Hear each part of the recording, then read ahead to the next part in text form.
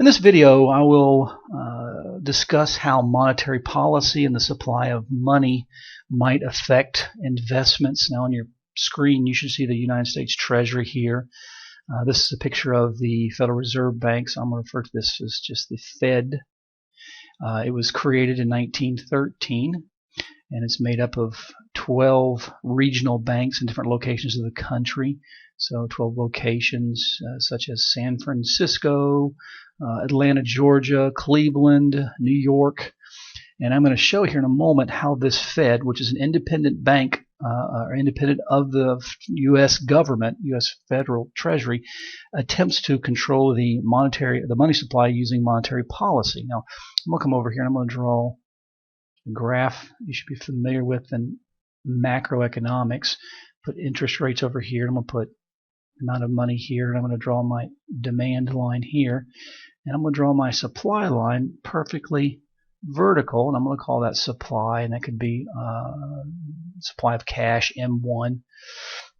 Now I'm going to do another example using a business. I'm going to go over here and say, let's pretend like a business such as UPS has decided they're going to buy a hangar, and they're going to do this, or they're going to generate money by issuing bonds. Now bonds have a face value of $1,000, and let's say these bonds are going to be they'll mature within the year.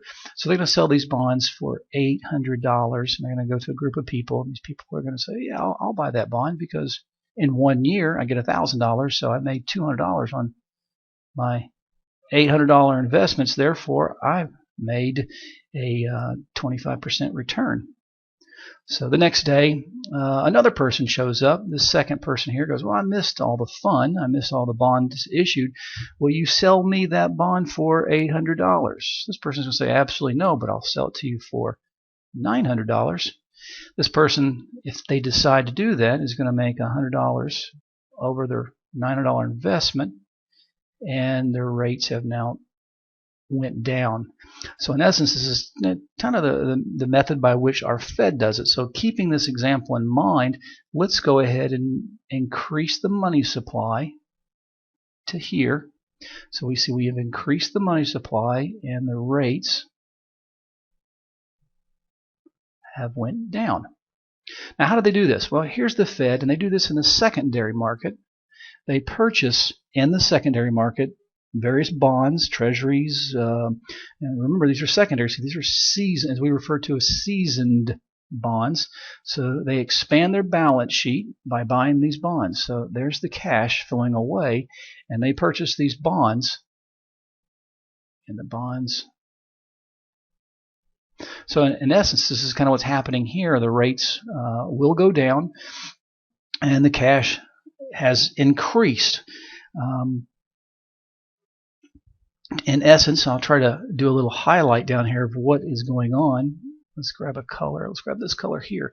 In essence, what's going on is we are increasing the money supply. I'm sorry, money supply. That's money supply. That's the supply. The money supply. And what that in essence does is lowers the demand for money. Basically, people just kind of push it away. I got more money. I don't need it. Push it away. And where are they going to push this money away? Well, they push it away to, we'll say in this case, a bond. So that increases the demand for that investment vehicle. We'll call that the bond. I'll put bond down here. So in essence, that increases the price of the bond.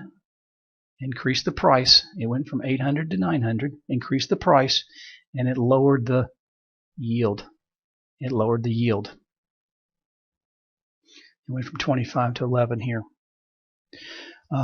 Another way of looking at it would be the consumption curve, how it affects GDP. And I'm going to grab a different color here, and I'm going to draw this line. I'm going to put a 45-degree line here. That's actually a very important line. That does become your aggregate demand. So your aggregate demand. And I'm going to put the marginal propensity to consume. I'm going to put 4 lines because we got 4 people, 4 groups. Put a Y up here. The first one here, the marginal propensity for consumers. That's a consumer. This would be private businesses. I'll put a B for businesses. This third line, so in room here, this aggregate demand word is in the way here. I'll put it over here. And this is our government, and this is NE for net export. So this right here, that actually is GDP. But as we increase the amount of cash in the system, the spending or marginal propensity to consume goes up. So GDP increases. Now let's go back up here for a moment and let's discuss some of these rates that I mentioned a minute ago. I said rates. So far all we've looked at is the Fed through their open market operations purchased outstanding seasoned bonds and increased the money supply. Well, a couple rates are affected. The first rate is referred to as the discount rate. I'll put it right here, discount, running out of room here, rate. Now the discount rate is the rate that a bank right here would go to the Fed to borrow money. The second rate here, the second rate is referred to as the, I'm going to just write Fed funds rate. It's called the federal funds rate. Now this rate is the rate that this bank might borrow from another bank. We'll call this bank B. So this is the rate these two banks, the federal funds rate, would borrow from each other.